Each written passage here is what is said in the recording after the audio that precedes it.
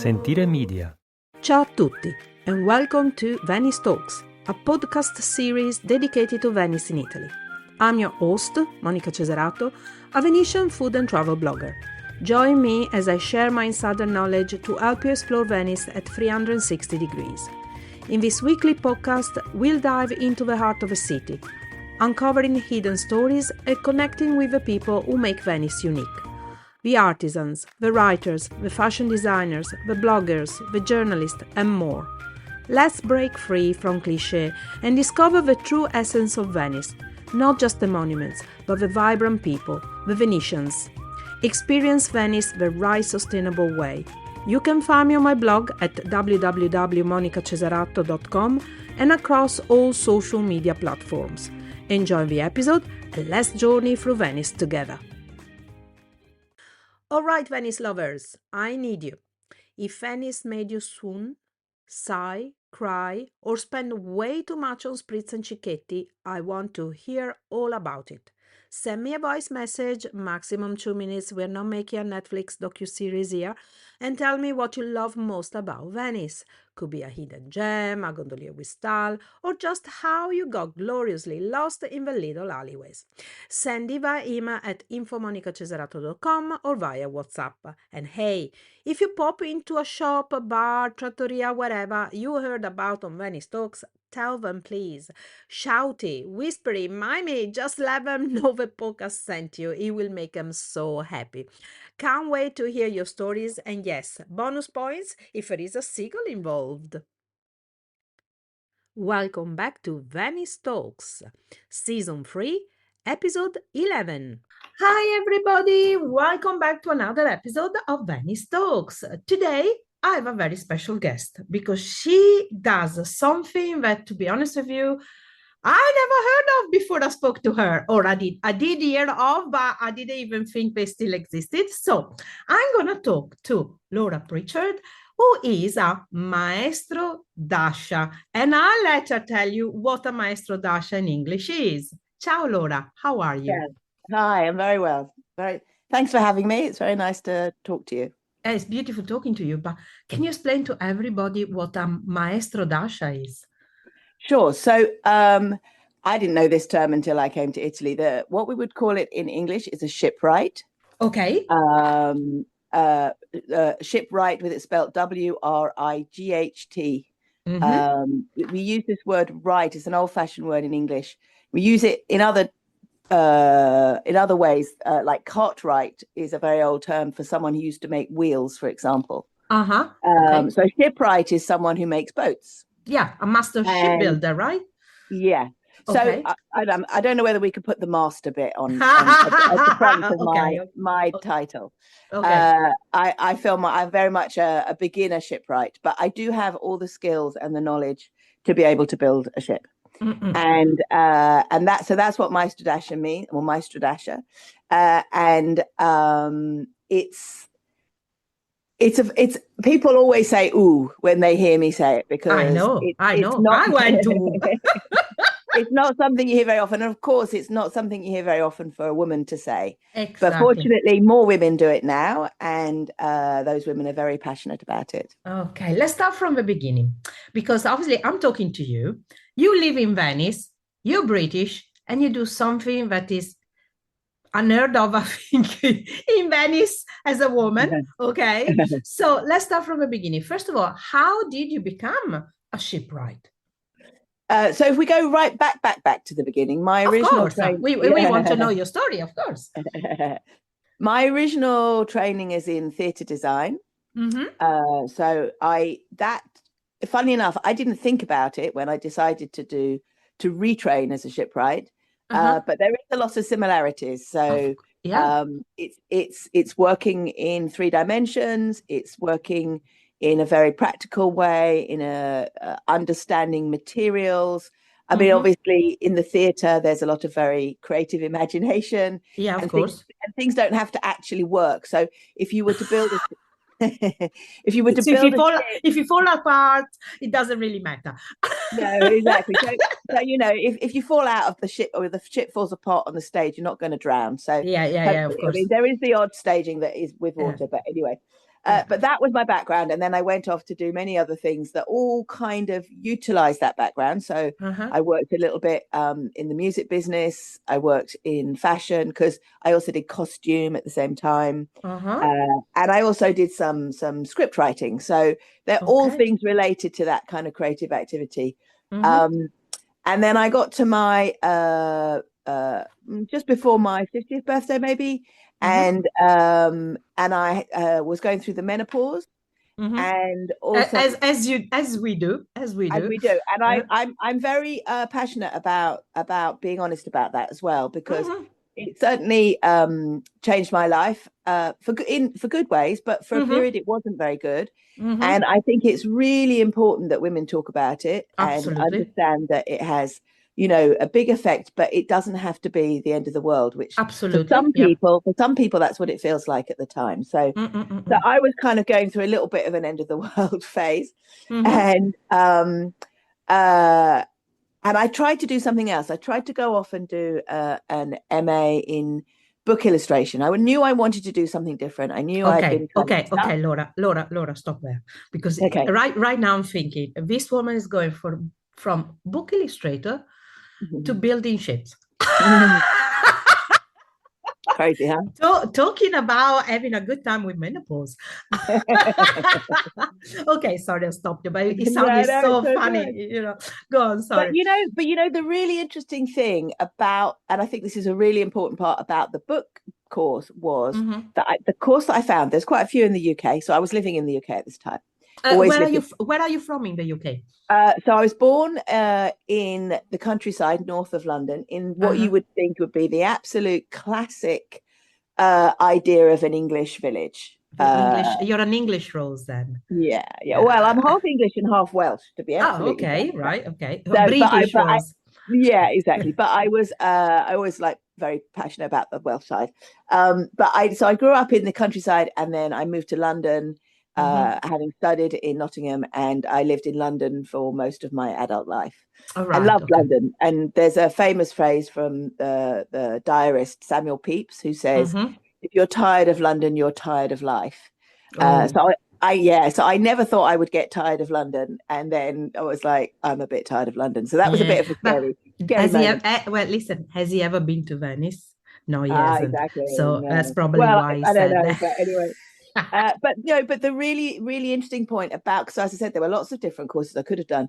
The really interesting thing I didn't think about till much later was this course was in Falmouth, which is on the south coast of England, a long, long way west in Cornwall, but it was by the sea. And one of the things that I remember thinking was, this will be lovely to be by the sea, by the water, because this beautiful English village was about as far as you could get from the seaside. In the UK. It's not like the absolute center of the UK, but because London's in the way, to get to the seaside is really, really difficult. So I had a secret, unknown desire to be by the seaside. That was the point. Anyway, I couldn't do it. I had a lot of anxiety. I couldn't get up in the morning. I had lots of pains in my body. I couldn't do this course. Yeah, no, really seriously bad period. And I couldn't think about packing a case to go down and do this course.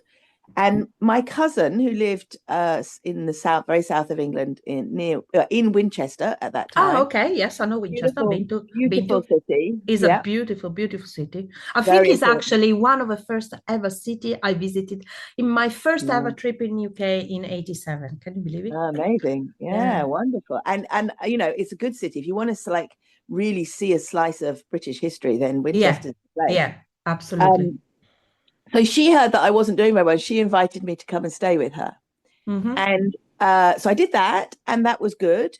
But I kept going to the coast. So she's not on the coast, but I kept going to the coast while I was there.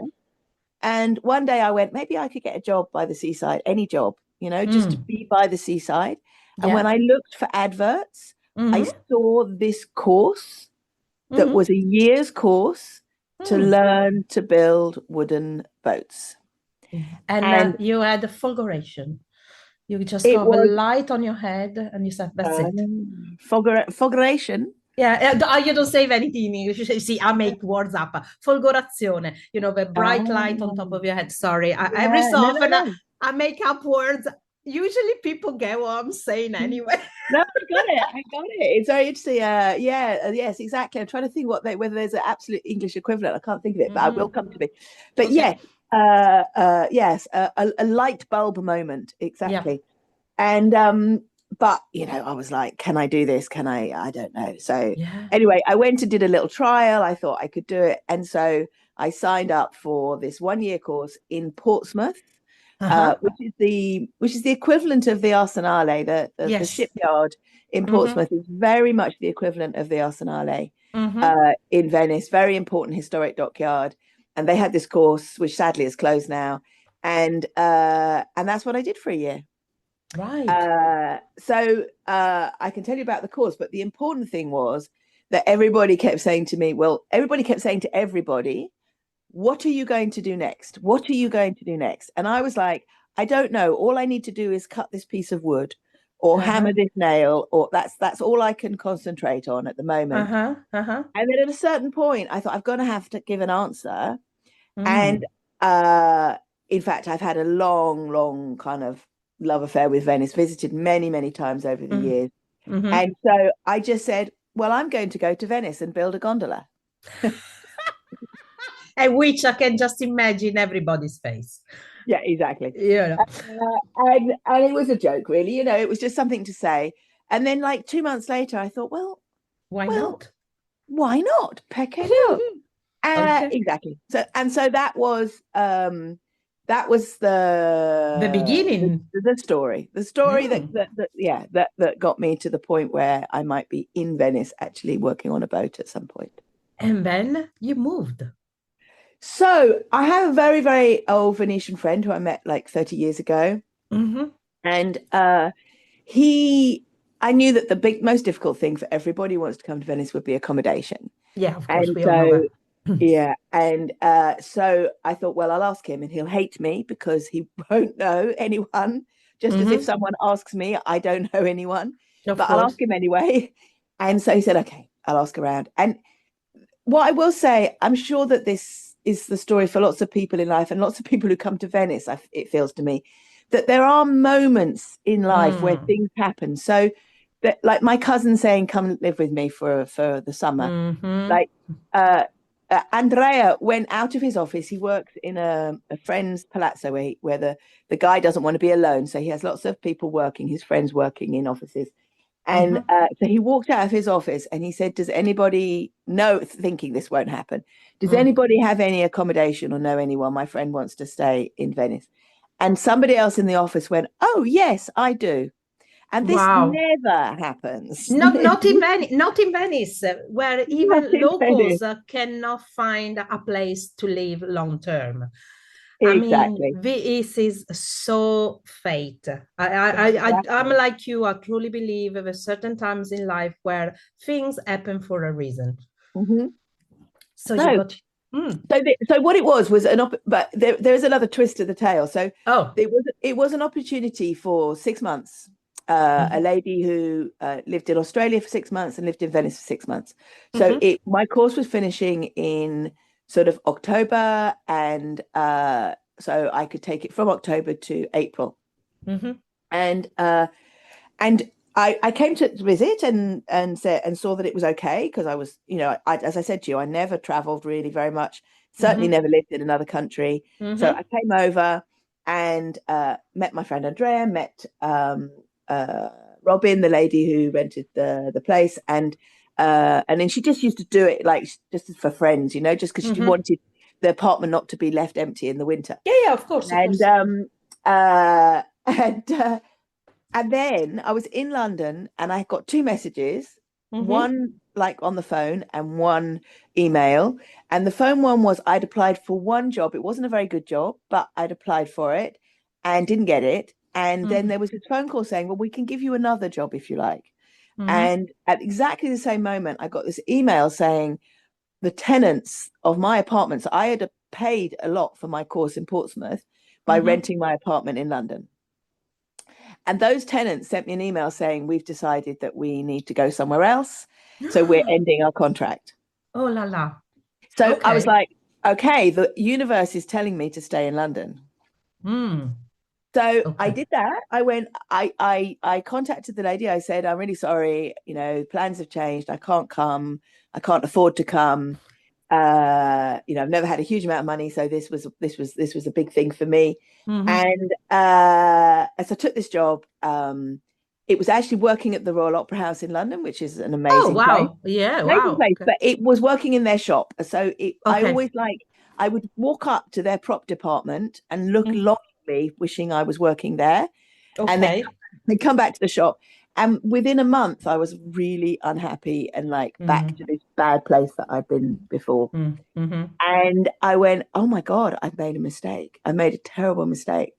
And so the next really, really important moment in what is a real story was that I contacted the organization Venice, which I'm sure you know of. Of course, we interviewed them as well, yes. Of course. So a wonderful group of women who teach Venetian rowing in Venice. Yep. And they have beautiful boats.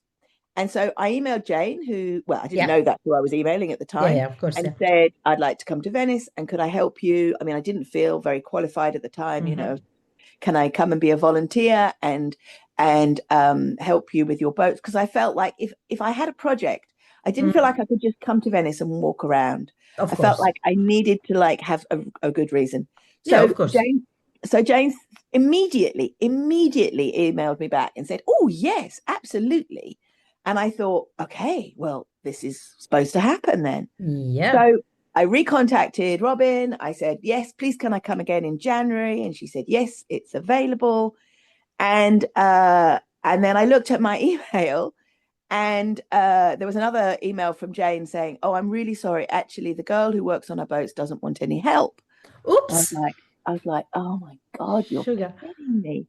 So I kept reading. She went, however, another one of the girls, Eleanor, who's probably somebody you know. Eleanor is the person we interviewed for the podcast. Wonderful, yes. So she said, so another one person, Eleanor, is currently restoring a gondola and would like help. Oh, right. So I haven't built a gondola in Venice, but that's what you wanted to do. But in January 2019, I came to Venice and started working with Eleanor, restoring this gondola. But the funniest thing about it was that for people who don't know Venice, there's the ancient city with all the islands, and then there's the mainland, and there's Mestre, and then there's Marghera, which is the big kind of petrochemical plant. That's where the boat was.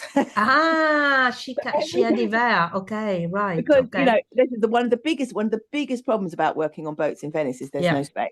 Yeah. So she had found a sort of cheap or free space from a friend on the mainland, and so we would have to convince ourselves in a really cold January days to get on a bus and leave Venice and go to.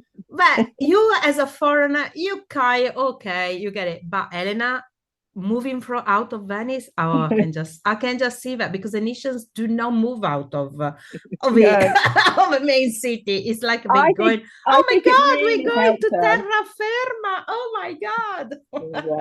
Exactly.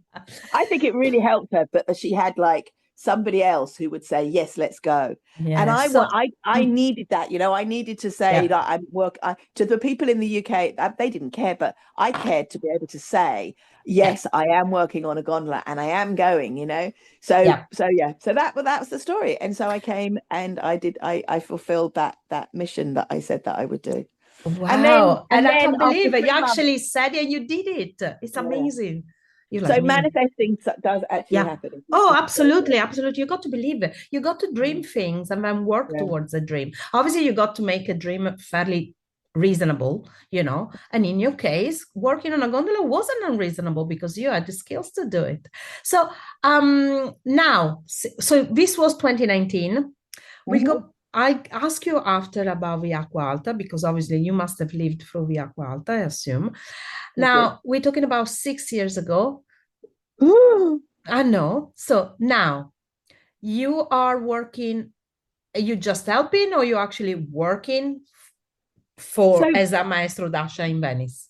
So mainly because I gave my age away a little while ago, I'm not I realized that what I didn't want to do, excuse me, pardon me, was work like 8 to 5 in a shipyard. I'm Of a little bit course. old for that, to be honest with you. Yeah. Yeah. Uh, so the majority of things that I do here, I mean, I still have my apartment in London. I still do some work online. So Mm-hmm. I do it more for pleasure. Mm-hmm. Um, and so I work when I get a project with someone. So we met work in the Yes. Shipyard of Square of Sant'Izeppo. Yeah. exactly. And that was really, I was really enjoying that. So we met at the launch of a brand new boat that they'd built that was We a actually replica. met at the launch of the other one, but I didn't talk to you. You didn't talk to me because I didn't realize who you were and whatever. But I remember spotting you at the other launches. But let's say we met at the launch of this beautiful gondola. But Yeah. guys, all you need to go is on my website, on my social media, and you can see the video of it. It was amazing, fantastic. So Yeah. you worked on that. So I worked on that, which was Oh. really, really fantastic to work on a boat that was being, reconstructed. They had just a photograph and I some know from plans zero. and I mean, I yeah. think as you see, I was talking with Cesar about this on the last episode because you obviously you were there as well when Cesar was chatting and stuff. But I was talking with him about this, and it's amazing of a wonderful job that was done with this because we're losing all these boats, all these Exactly. beautiful structures in the city of Venice, and it's such a pity. But what I want to ask you is, what's the most rewarding part of working in the in Venetian traditional boats like the gondola? Have you worked on sandalo as well, or just the gondolas Uh, so far? that's Sandler. That's a good question. If I worked on a Sandler, I've worked on the Vero Venice have boats called a Battella Coda di Yeah, Gambero, which yeah. is a very, very traditional boat. And I always say to people when I talk about it that it's much, much rarer than a gondola, and so Mm. very important to protect and save. Mm-hmm. Mm-hmm. And I've also worked on a Topo di Chioggia. I restored a large part that was broken on that, and another Mm. Topo, and this strange gondola. I can't even remember, Falcata, I think he called it. Falcada, sì, falcada. Mm-hmm. So a range of different boats. Uh-huh. So you Good had to, well, question. okay, sorry, I'll stop you there. One step back. You had to go and study all the traditional Venetian history of the boats, didn't you? Yes. So when you study boat building, Uh-huh. you could learn to build boats in many different ways. So Mm. I went to the boat show, the Salone Yeah, Salone Nautica Nautico. Mm-hmm. Venezia, and Nautico, scusi. And there was a couple of schools there. There was the local school here and some very important design schools around Italy. I Mm-hmm. was really impressed to see those schools. So they're learning like more about design and shape and what makes a boat work and why it goes through the water and that kind of thing, Mm-hmm. and trying to find revolutionary materials. And that's all amazing and Mm. fascinating and interesting. When you're Mm-hmm. working with wood, that's your material. You've decided that's the material you're going to use. And Mm-hmm. so I'm very interested in the idea that there are kind of new types of wood that are being developed and I was just about to ask you because on my mm, list of questions, yeah, that I have mm. got in front of my eyes, is what kind of wood do you primarily use with the gondolas and stuff? Yeah. How do you source it? Or the people that Well, you're that's a working hard part. with? But I know. but to go back a little bit, so when I Yeah. was doing my course, that was something we had to learn. That was like and Mm. I still don't feel much of an expert about it. So we learned different parts of the whole, like, so I'm going to come at it a different way. So I'm fascinated by the Arsenale, which is the big Mm-hmm. historic shipyard, and the fact that it was one of the original assembly lines way before Mm-hmm. Ford in America or whatever. And Mm-hmm. they like broke down the parts of making a boat, and everybody had their job and did a Yeah. different part. And there was Yeah. this huge workforce, and different people were experts in different parts.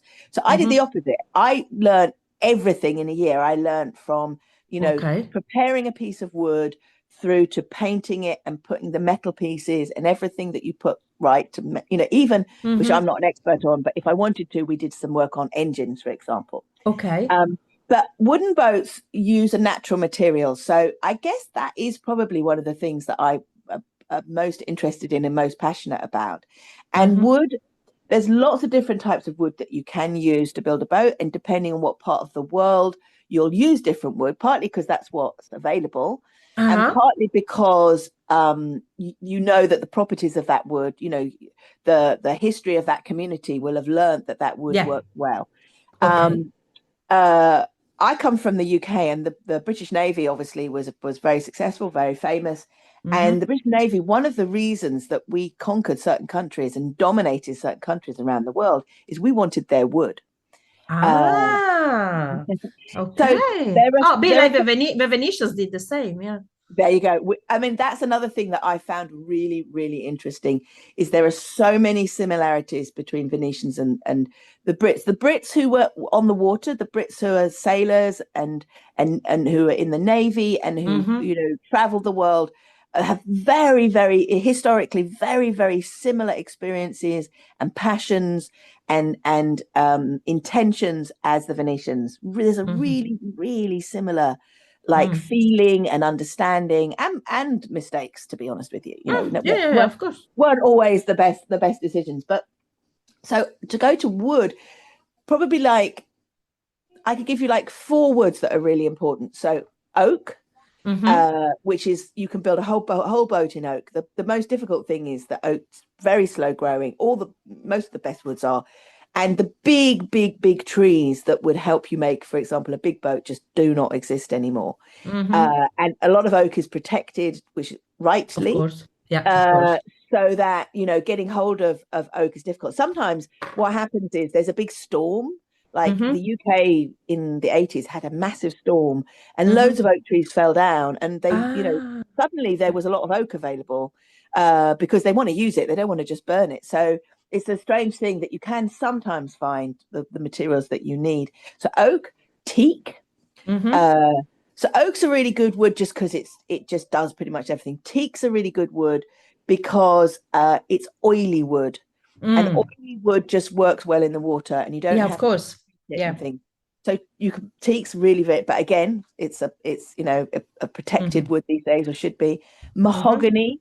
Same thing, so these are 3 kind of hardwoods, has very, very good properties. And basically trying to remember the country in South America that the Brits basically robbed all of the wood from that country, and but we're talking about in the 1700s or something. Okay. But it was such a precious wood, and it was such a brilliant wood for building boats. So mahogany. And then larch is another example. Yes. So larch, larice in Italian. And that's slightly more of a softwood, and it has a lot of really good properties. And so I've noticed here that the Venetians use quite a lot of larch. A lot of wood that you'll see is like fir and pine, which are softwoods, and they can be used, and particularly if they're grown in a place where they've grown very, very slowly, a cold place, up a hill, up a mountain, for example. That's why Venetians went to Slovenia and robbed Slovenia of all their trees. Exactly. And the same they did in the Alps. Yeah. Exactly. They're looking for those woods that do the job. And you can see this could be like an hour-long podcast. Yeah, I know. The woods and what they do are amazing. And I only know a little bit about the woods. But those, if you can get them, and then that's the hard part. Can you source them? How much will they cost you? Are they the right size? Are they the right bit of wood? I mean, that's why people don't understand. They say, why does a gondola cost so much, or a boat? Because of this. Because then you have got, apart from, the wood that is going to be expensive, that you have to source it, and then everything's done by hand. And how many hours work did it take you, for example, to build the what do you call it, the falcada? Oh, well, they did an amazing job. I mean, I only helped for a few days, I think they did it in about a month, which is really, for Whoa. people who are not maybe a little bit longer, but people who are not actually boat builders and doing it all day, every day. Because, if That's good. any job you do all day, every day, obviously you get quicker at it. If you're Yeah, doing of course, of course. for the first time, which a lot of the guys were working on it were, Yeah. I was really, really impressed with how quickly they did it. For me to say the number of hours, but it is, I mean, it could be, let me just think, even a month, 40. So you're talking maybe 120 hours. And that's like a real expert maybe working on a boat. Okay. And because, you've got a lot of processes that you have to of course. do, though, all the way from the beginning to the end. Like, for example, Am I wrong? Correct me if I'm wrong. Saying something stupid right now, but I remember from memories of, gondola builders telling me that the thing with a gondola is that it takes so long because you have to, I don't know if I'm saying it right, but you kind of have to burn the wood or warm the wood so you can bend it, and cool it, and bend it again, and so on. And it takes time. Is this? I must say, I'm saying it wrong, but the idea is right. Not at all. You're talking about one of the things I absolutely love about wood. You've brought up something that I think is the most amazing thing about wood. So the difference, I learned also to make furniture. And most furniture, you can make furniture square, okay? Yeah. And so most wood these days comes straight. Yeah. So historically, they would have gone and looked for trees that had the right curve. So they didn't have to bend wood because boats are curved. Yeah, of course. And this is one of the hardest things is to get those curves on the wood, because wood, if you go and buy a nice big long plank of wood from a wood store is straight, and that's not what you want for a boat. So this is, first of all, again, an amazing story if you looked into it, about how they used to go and find trees, and they would mark the tree and say, this tree has this piece of wood that will work in this part of a boat, curved. Wow. Because in fact trees do not always grow straight, they do grow, of course, curves. And there was a doge who had a whole plan which was enacted to grow trees, to regrow trees up in the Dolomites, and they bent the trees as they grew into the shape that they wanted. Wow, I didn't know about this. Oh, isn't that extraordinary? I know. So we think about worrying that we don't plan for things long term in our life these days. Yeah. So they planned to grow trees for 50 or 100 years later, so that they had the shapes, so they could cut them down. But what they would do if it wasn't is, if you heat wood, and the hardest part is the heat has to go all the way into the center of the wood. So depending on how big that piece of wood is as to how hard that is to do. The wood has a thing called lignin. Okay. And lignin is like the glue inside the wood. And so if you heat it enough, it becomes soft. If you heat it too much, it burns and becomes brittle. So there's an optimum to the amount that you heat it. And in the UK, we learned to do it with steam. Okay. So I told you I did costume. So in costume, when you make clothes, you steam fabric to make the shape, to turn a piece of flat fabric into a curved piece of fabric. It's exactly the same. You get steam inside the wood and it becomes floppy and you can curve it. Right. Here in Venice, they use literally the traditional manner. They don't use it so much now, but sometimes I've seen people do it, is they use just water and fire. So they didn't have steamers. Yep. And so they would burn the wood, trying not to burn it too much. Pardon me, I'm gonna cough again. They would try not to burn it too much, but get it hot enough that it would start to bend. Wow. Okay. And when they got to that optimum, so it starts to become kind of a little bit wiggly inside, they then have to get it to the boat, clamp it onto the boat, hold it until it cools down, and the wood reforms in a curved shape. Wow. It's it's extremely difficult, but it's extremely beautiful to see it happen. I'm so happy you explained it in the right So you're way. absolutely right. No, you're absolutely right. Now, but I will tell you another really interesting thing. So I went to see, I think it's Roberto Rossi or De Rossi, who has this a Squero on Giudecca. A Squero is a boatyard. Yeah. And he had so the other type of wood I haven't mentioned is plywood. So in Italian they call it compensato, and in English we call it plywood, and it's fake wood basically, but we use it for everything now. It's an amazing product where you cut very thin layers of wood and you stick them all together, and normally you can't bend that wood because it's designed to be stable and not bend. And I was at his boatyard for a boat launch and looking around and just going, oh God, this is an amazing place.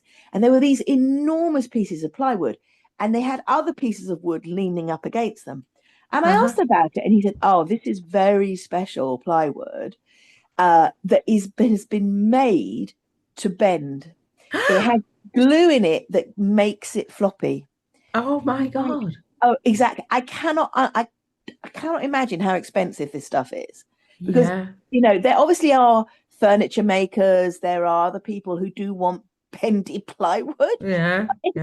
It can't be many people.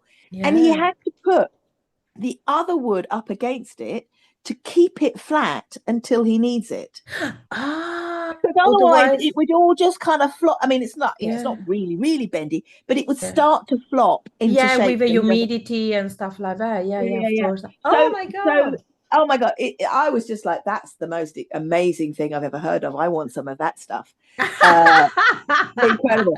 So that's the thing. So you wood basically is straight, and ultimately that's the forces that are in the wood is what you want. You want it to have some kind of I can't remember all the names. There's like tensile strength, and I can't remember. There's like 4 or 5 strengths that a material has, and you want the wood to have those properties, but you need to get the wood in the shape that makes a boat, and that is what makes it hard to make a wooden boat. A piece of metal is easier to bend. Plastic, they mold it. Plastic, they have their own. They have their own. We're not gonna talk about plastic. Listen. How did the local artisans and boat builders receive you when you arrived? And how has it changed in 6 years?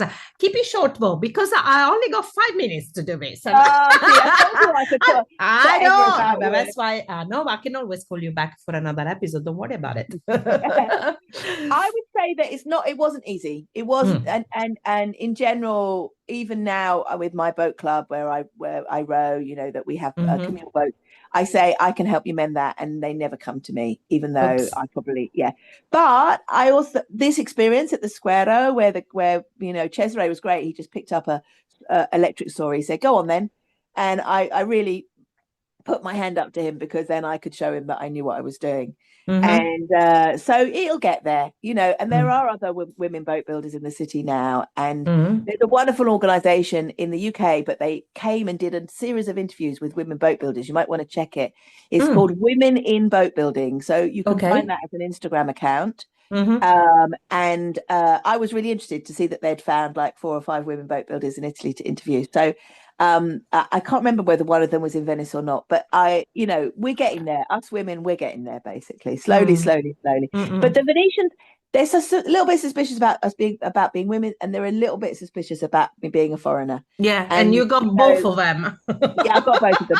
But I'm just absolutely passionate about this subject, and the history of it, and the details, and how these boats work, and how every little part of it comes to.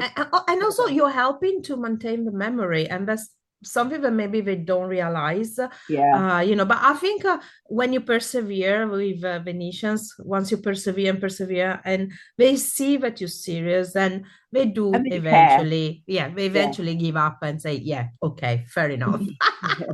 Did you have a mentor? Do you have a mentor here in Venice or not? So I would say the person he's not an official mentor, but do you know Niccolo Zen? Is a gentleman to introduce me the other. Yes, I understood what you're talking about. Yes, the professor, so right? He's also an extraordinary. He genuinely knows everything about Venetian boats, And he has an incredible online library of 3D scans of every single Venetian boat he's ever been able to get his hands on and do a 3D scan of them. So if you're looking for someone who's trying to, if you think that the history and the culture and the knowledge of Venetian boat building should be kept, he's the man that's doing it. And he lives around the corner. No, he doesn't live around the corner from me, but he has a little workshop around the corner from me. Yeah. And so I, if I can, I go and talk to him. It is your point of reference in Venice when you're talking about boats and stuff. He's incredible.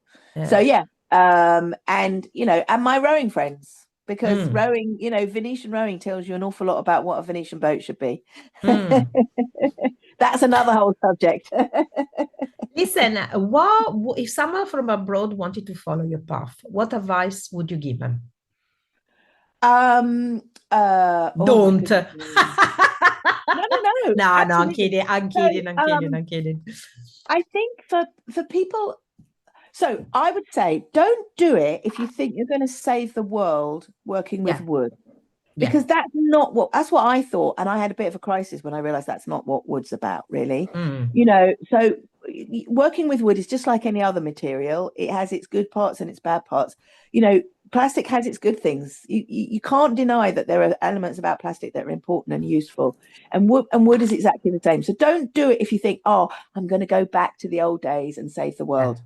But if you're interested in materials, if you're interested in solving problems, because every time with a new boat, you're trying to solve problems. Of course. You're touring boats, you're trying to solve problems. If you're interested in artisanal work, go find a course. And there are courses all over Europe and in America as well. There's some amazing boat building courses. And there are also, so if you want to learn about like what it's like to really restore a boat, there are incredible series of YouTube videos that you can find. 2 or 3 in America, but there's a great guy, British guy, who's rebuilt a boat pretty much from scratch. It's called Tally Ho, Saving Tally Ho or something. Tally and then a new word, HO. Put that in YouTube, and there's like 100 videos that he worked on rebuilding this boat. And every week, new people who'd gone to a boat building course somewhere in the world came and helped him. Right, okay. Also, don't do it if you think you're going to make lots of money. Yeah. But if you want to preserve the history of Venice, this is one thing to do.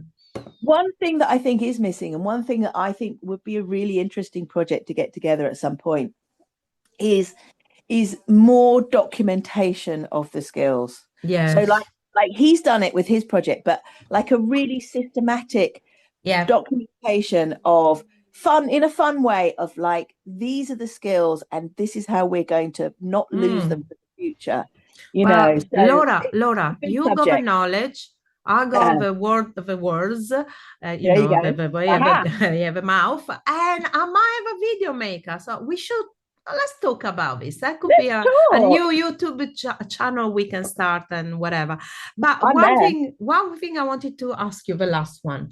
6 years on, what is like living in Venice? I'm not talking about working. I'm talking about as living. Living. I adore Venice. I cannot moan about anything. I get a little bit upset if new people, I can understand as a Venetian that you might see things that have changed or are different, and it's the same in any city where you're born and grow up. Yeah, of course. As a new person, I get a little bit upset if people moan, because I just think it's the most amazing place. And all of the people that I've met who live here are all wonderful, incredible people. But I would say that my passion about living in Venice is going out into the lagoon. And being respectful of the lagoon and not damaging the lagoon. I love seeing the wildlife. And do you have your own boat? This is the dream. One thing. Anybody listening who's got a space where I can build a boat, please contact Monica. Okay, you build it. I'll come enjoy you when you go out on the lagoon. Yeah. This is my absolute thing that I want to do, to have like that little tiny extra little bit of freedom to go. But why don't you just get one and restore it? That as well, but both things need a space to do it. And I Okay. told you, I don't have a lot of money, so I Of can't go and course. buy a Of space. course, of course. And So, renting a space expensive. So, so are you working on any new project at the moment with like another boat for other people or whatever, like you did for the Falcada, or not yet? um, I know that Cesare had another project he was going to start working on immediately. I haven't actually spoken to him about that, Okay. but I should do. I'll probably be helping Row Venice do their maintenance on their boats again next year. My next Good. project that I'm waiting just to start, which is working with wood, is actually restoring some windows Oh, on a palazzo on the Grand Canal. oh, So not okay. many people Talking can say about, they've done that either. I know, talking about versatile. Okay, I can talk to you about this Listen, once you finish the palazzo then. Oh, that's beautiful. once you can work with wood, there is actually so on my course, the main tutor said that when you're a shipwright, Yeah, um, you are the best of the best. Like yeah, I used to think he was making a big deal out of it, but there's like grades of experience and knowledge, and because it's so difficult to build a boat, yeah, that you have knowledge that means yeah. that you can do pretty much anything else with wood. Wow. So yeah, Cool. I mean, palazzo windows. Okay, you're the My next. woman to know in Venice now, aren't you? And in fact, that was exactly the reaction of the person who needed their windows mending. I'm not sure that I See? would like to do windows all day, every day either, to be honest with No, you. but like But as a new, when it's on the Grand Canal, how can I say no? of course, and only that you never know. One day you might be building a ship, not a boat, and you need to know how to Yeah, make windows on the ship. good point. Very, very good point. Well observed. See everything, and see, I told you, I think when WhatsApp, the mistake you made when you got the message that your tenant was leaving and they offer the job, you Yeah, read the message wrong. The message should have been, it's time for me to leave London. That's the yeah, message you should have read. Whatever, mate. yeah. It Well, I took you worked it just a out in little. the end. Exactly. Well, Laura, it was so nice talking to you. I knew it was going to be a beautiful chat when I met you the other day. You I too. Thank you so listen. much. Great I'm gonna question. have to call you again for more information about boat building and stuff because I find it such an interesting, Me too. Me too. conversation and stuff. And also, yeah, and also as a Venetian because now you are a Venetian. Yeah, thank So you. thank you again for being on the show. Ciao, ciao. Ciao, all the best. Thank you again, Laura, for this very, very interesting chat. You can find Laura on Instagram as Laura Jessica Pritchard. Thank you again for listening. Venice Talks podcast is a production of Sentire Media, created, produced, and hosted by me, Monica Cesarato. Follow Venice Talks wherever you get your podcast, and if you want to book a food tour or a cooking experience with me, you can find me over at www.monicacesarato.com and on all social medias with the handle @monicacesarato, where you can follow my adventures around Venice. And don't forget, if you love this episode, please rate it and leave a review. It's very much appreciated.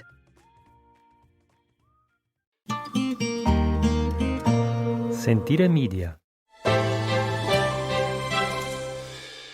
Hey, podcast producers and show hosts. Do you want to join a podcast network that celebrates all things Italian? At Sentire Media, we understand the allure of Italy and its unique culture. Our devoted team of hosts and producers are all driven by their shared passion for Italy.